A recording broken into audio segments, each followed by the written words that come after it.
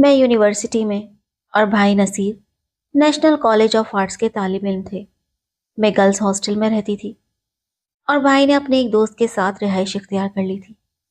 چھٹیاں ہوتی تو ہم بہن بھائی بذریعہ ریل لاہور سے خانے والا آ جاتے اور گھر چھٹیاں گزار کر اکٹھے واپس اپنی اپنی درسگاہوں کو چلے جاتے۔ اس بار جب ہم ریل میں سوار ہوئے تو اگلے کسی اسٹیشن پر ایک عورت ہمارے کمپارٹمنٹ میں آ گئی۔ اس نے سیاہ حجاب اوڑھا ہوا تھا۔ کالے رنگ کے نقاب میں اس کا چہرہ پورے چاند کی مانند دکھ رہا تھا۔ بلا شبہ وہ بھلا کی حسین تھی۔ عمر لگ بھگ 24 برس ہوگی۔ دبلا پتلا ہونے کے سبب اپنی عمر سے کم لگ رہی تھی۔ نصیر بھائی کھڑکی کی جانب اور میں ان کے برابر بیٹھی تھی۔ سامنے کی نشست پر میاں بیوی اور ان کے 3 بچے موجود تھے۔ وہاں کسی اور مسافر کے بیٹھنے کی گنجائش نہ تھی۔ نوارد خاتون نے پہلے سے سیٹ ریزرو نہ کرائی تھی اور اب وہ نشست کے حصول کی خاطر پریشان تھی۔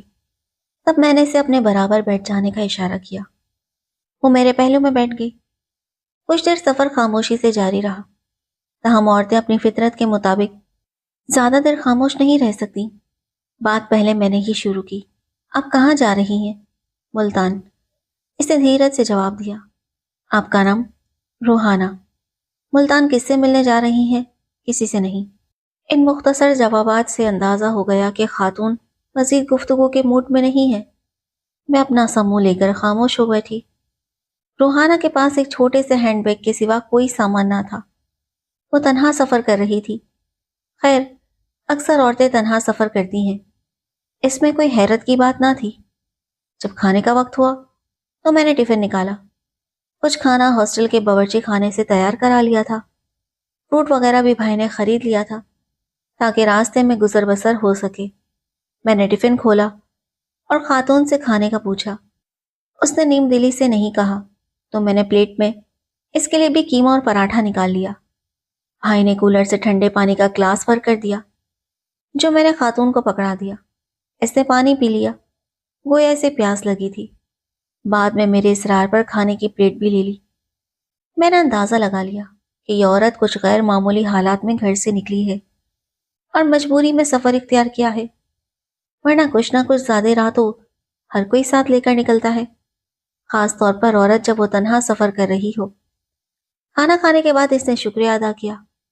اب قدرتی طور پر اس کا جھکاؤ میری طرف ہو گیا اور وہ دوستانہ انداز سے گفتگو کرنے لگی۔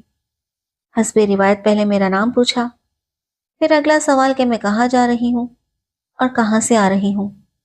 میں نے اس کے تمام سوالات کے تسلی بخش جواب دے دیے۔ وہ خاموشی سے سنتی رہی، تاہم اس کے چہرے پر نہ کوئی تاثر تھا اور نہ تجسس۔ وہ کچھ پریشان سی بیٹھی تھی۔ جو اسٹیشن قریب آ رہا تھا اس کی پریشانی بڑھتی جا رہی تھی۔ خانے وال کے قریب تو وہ ایسی بے بس و لاچار نظر آئی جیسے بھول بھلائیوں میں گر گئی ہو اور اب کسی کا سہارا ڈھونڈ رہی ہو۔ گاڑی کی رفتار آہستہ پڑنے لگی۔ ہم بھی اترنے کی تیاری کرنے لگے۔ ریل اسٹیشن پر رکی تو ہم اتر گئے۔ تبھی میں نے پیچھے مڑ کر دیکھا روحانہ ہمارے پیچھے ہی اتر پڑی تھی۔ مجھے حیرت ہوئی، آپ نے تو ملتان جانا تھا، پھر یہاں کیوں اتر پڑی ہیں؟ وہ بولی معلوم نہیں تھا کہ یہ گاڑی ملتان نہیں جاتی۔ تبھی خانے وال اتر گئی۔ تو اب کیا کرو گی؟ کیا ملتان جانے والی گاڑی کا انتظار کرو گی؟ ابھی میں نے یہ فکرہ ادا کیا ہی تھا کہ وہ پھوٹ پھوٹ کر رونے لگی۔ بولی میں آگے ملتان نہیں جا سکتی، میرے پاس وہاں تک جانے کا کرایہ نہیں ہے۔ میں نے نصیر بھائی سے کہا ہم اس بیچاری کو کرایہ دے دیتے ہیں، خدا جانے کن حالات میں سفر کر رہی ہے۔ وہ بولے کرایہ تو دے دیتے ہیں، لیکن ان سے پوچھو کہ یہ جائیں گی کیسے؟ خاتون کا مسلسل رونا جاری تھا۔ اس کے آنسو لڑیوں کی صورت آنکھوں سے گر رہے تھے۔ میں نے پوچھا کیا ہم آپ کو خانے وال ویگن اڈے سے ملتان کے لیے کسی گاڑی یا بس پر سوار کرا دیں؟ اس نے نفی میں سر ہلا دیا۔ بولی اب رات ہو رہی ہے، میں اس وقت تنہا کسی لاری یا ویگن کا سفر نہیں کرنا چاہتی۔ مجھے ملتان میں جہاں جانا ہے وہاں کا پتہ لکھا ہوا ہے، لیکن اگر وہاں پہنچ کر پتہ تلاش نہ کر پائی تو میں کیا کروں گی؟ مجھے آپ لوگ اپنے گھر لے چلیں، میں صبح ملتان چلی جاؤں گی۔ میں نے بھائی کی طرف سوالیہ نظروں سے دیکھا۔ خاتون کے ٹپ ٹپ گرتے آنسو دیکھ کر وہ انکار نہ کر سکے اور ہم اس اجنبی عورت کو اپنے ساتھ گھر لے آئے۔ اس نے بتایا کہ وہ گاؤں کے ایک زمیندار مزارے کی لڑکی تھی، رنگ و روپ کی اچھی تھی، گاؤں کے اسکول سے 8 جماعتیں پاس کی تھیں۔ جب شادی کی عمر کو پہنچی تو زمیندار کے ایک رشتے دار کا اس پر دل آ گیا۔ اس نے ضد کی کہ وہ روحانہ ہی سے بیاہ کرے گا۔ زمیندار نے سمجھایا، ماں باپ نے روکا، مگر لڑکا ضد پر اٹ گیا۔ وہ والدین کا اکلوتا تھا۔ اس نے گھر چھوڑنے کی دھمکی دی۔ ناچار زمیندار نے اس کی شادی اپنے رشتے دار نوجوان سے کرا دی، لیکن خاندان والوں نے اسے دلہن قبول کرنے سے انکار کر دیا۔ وہ انجینئر تھا، دبئی چلا گیا اور وہاں اچھا کمانے لگا۔ کچھ عرصے اس نے روحانہ کو اپنے پاس رکھا، پھر پاکستان اس کے میکے بھجوا دیا کہ بعد میں خود آ جائے گا۔ شادی کو سال بھر ہو چکا تھا، ایک اور سال گزر گیا مگر وہ نہ آیا۔ آیا بھی تو اپنے گھر والوں کے پاس۔ والدین اور رشتے داروں کے دباؤ میں آ کر اس نے روحانہ کو طلاق بھجوا دی۔ روحانہ کا میکا کیا تھا؟ ماں باپ مر چکے تھے، ماموں ممانی کے پاس رہتی تھی۔ طلاق ملی تو ممانی کے تیور بدل گئے، کہنے لگے کہ ہم تجھے نہیں رکھیں گے، تو نے اپنی مرضی سے شادی کی تھی، اب اپنے شوہر کے پاس جا، تیرا ہم سے کوئی تعلق نہیں۔ یہ بیچاری مجبور ہو کر جلیل کے گھر گئی۔ ان لوگوں سے منت سماجت کی کہ کوئی ٹھکانہ نہیں، رہنے کو گھر نہیں، رشتے دار نہیں رکھتے، کہاں جائے؟ انہوں نے یہ کہہ کر نکال دیا کہ تم کو طلاق ہو چکی ہے، اب ہمارے گھر میں نہیں رہ سکتی۔ جلیل بھی چپ رہا۔ اس نے مجبوری ظاہر کر دی کہ متعلقہ بیوی کو نہیں رکھ سکتا۔ جب انہوں نے اسے گھر سے نکالا تو اسے کچھ سمجھ نہ آیا کہ کدھر جائے۔ ایک سہیلی کا خیال آیا جو ساتھ پڑھتی تھی اور بعد میں ملتان چلی گئی تھی۔ اس کا پتہ پاس تھا، لہٰذا یہ بغیر سوچے سمجھے ریل میں چڑھ گئی۔ یہ بھی نہ معلوم تھا کہ جس ریل میں بیٹھ رہی ہے وہ ملتان جاتی بھی ہے یا نہیں۔ ان تمام باتوں کا لبے لباب یہ تھا کہ اب اسے ملتان نہیں جانا تھا۔ جس سہیلی کا پتہ اس کے پاس تھا، بھائی نے ملتان جا کر وہ پتہ تلاش کیا تو معلوم ہوا کہ سہیلی کے والد کا تبادلہ ہو چکا ہے اور وہ کسی دوسرے شہر جا چکے ہیں۔ اب وہ کہاں جاتی؟ یہ طے پایا کہ اس کے ماموں سے رابطہ کیا جائے تاکہ اسے قریبی رشتے داروں کے گھر پہنچا دیا جائے۔ اب روحانہ ہماری بن بلائی مہمان بن چکی تھی۔ وہ رکھ رکھاؤ والی تھی اور سلیقے سے باتیں کرتی تھی۔ اپنی من موہنی شخصیت اور دلکش انداز گفتگو سے اس نے ہمارے دلوں میں جگہ بنا لی۔ اس نے میری ماں کا دل بھی مو لیا۔ وہ اپنی باتوں سے گھر کے ہر فرد کو متاثر کرنے لگی۔ ہمیں گرمیوں کی 2.5 ماہ کی چھٹیاں ملی تھیں۔ وہ 2.5 ماہ ہمارے ساتھ رہی۔ لگتا تھا جیسے وہ ہمارے گھر رہنے کی خاطر ہی ریل میں چڑھی تھی۔ اس عرصے میں ہم ایک دوسرے کے بہت قریب آ گئے تھے۔ 2 ماہ کا عرصہ پلک جھپکتے گزر گیا۔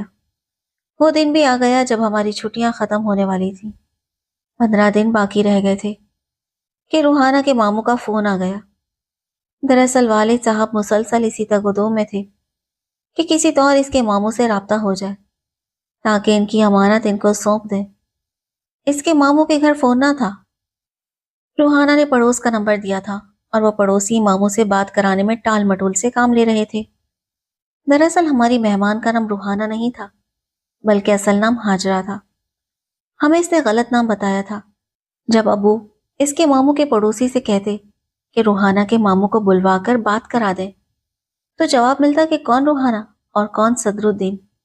یہاں نہ کوئی روحانہ ہے اور نہ کوئی صدر الدین رہتا ہے۔ ہاجرہ کا جادو میرے بھائی پر چل چکا تھا۔ جس روز ہم نے واپس جانا تھا، جب ریل چلنے لگی تو ہاجرہ بھی ہمارے ڈبے میں سوار ہو گئی۔ اس طرح ہم نے ساہیوال تک ساتھ سفر کیا۔ ساہیوال آنے سے کچھ دیر قبل ہاجرہ نے میرے بھائی سے کہا کہ مجھے یہاں اترنے دو، یہاں بھی میری ایک سہیلی کا گھر ہے، میں بھی ماموں کے پاس جانا نہیں چاہتی۔ بھائی نے مجھ سے پوچھا کیا تم اکیلی لاہور اسٹیشن اتر کر وہاں سے یونیورسٹی چلی جاؤ گی؟ میں نے جواب دیا کہ ہاں بھائی، پہلے بھی اکیلی آتی جاتی رہی ہوں، آپ فکر نہ کریں۔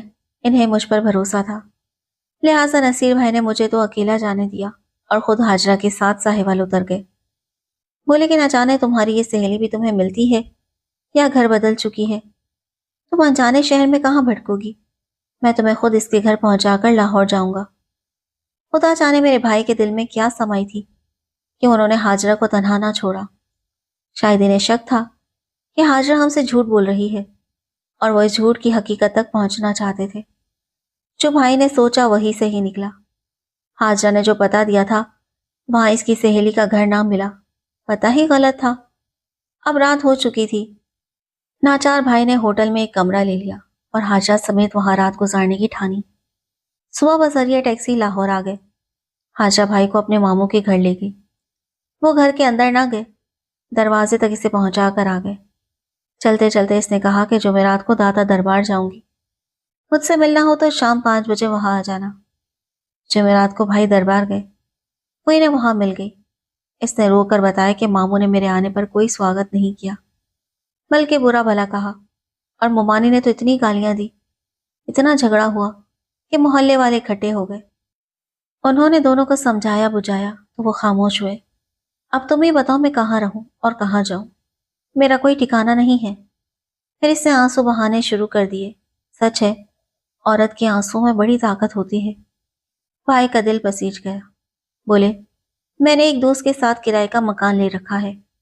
दोस्त से कहता हूँ कि वो किसी और तालिब इल्म के साथ शेयर कर ले और ये घर मेरे पास रहने दे। मसला ये है कि वो आधा किराया देता है और मैं से कोई और सस्ता घर ढूंढ देता हूँ और इसका किराया भी अपनी जेब से अदा कर दूंगा। तुम फिलहाल मेरे मकान में रह सकती हो जब तक हम कोई मुनासिब हल ना सोच लें।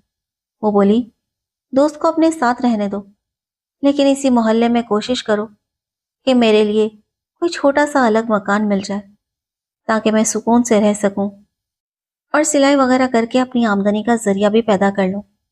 नसीर भाई ने इसी दिन से तगोदो शुरू कर दी और एक हफ्ते के अंदर अपनी रिहाइश के करीब एक कमरे का छोटा सा मकान किराए पर ले लिया। इसमें जरूरी सामान रखा और हाजा को चाबी देकर कहा कि अब तुम यहाँ रह सकती हो, मैं मौका मिलने पर तुम्हारी खबरगिरी करता रहूंगा। वो साहब फिर इसके मामू से ना मिले कि कहीं किसी मुश्किल में ना फंस जाए। हाजरा का भाई की रिहाइश के पास मकान लेने का मकसद यही था कि वो अपनी मुश्किलात का बोझ इन पर डालना चाहती थी। नसीर ने भी ये बात समझ ली थी, ताहम रुपए पैसे की कमी ना थी। एक मुसीबत ज़्यादा की मदद को मखदूम जानकर वो इसकी पासदारी करते रहे। असल बात तो दिल की थी। मामला विश का बन गया था।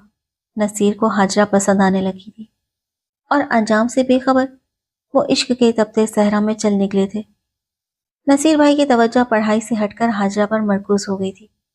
ये बात तो सही थी कि इसकी मुमानी से रखना नहीं चाहती थी, लेकिन ये दुरुस्त नहीं था कि वो मुतल्लका थी। इसका शोहर दुबई में कमा रहा था और हर माह रकम भेजता था, लेकिन ससुराल वालों से झगड़े की वजह से हाजरा घर से निकल आई थी। वो तो खुदकुशी के इरादे से निकली थी, लेकिन जान सबको प्यारी होती है।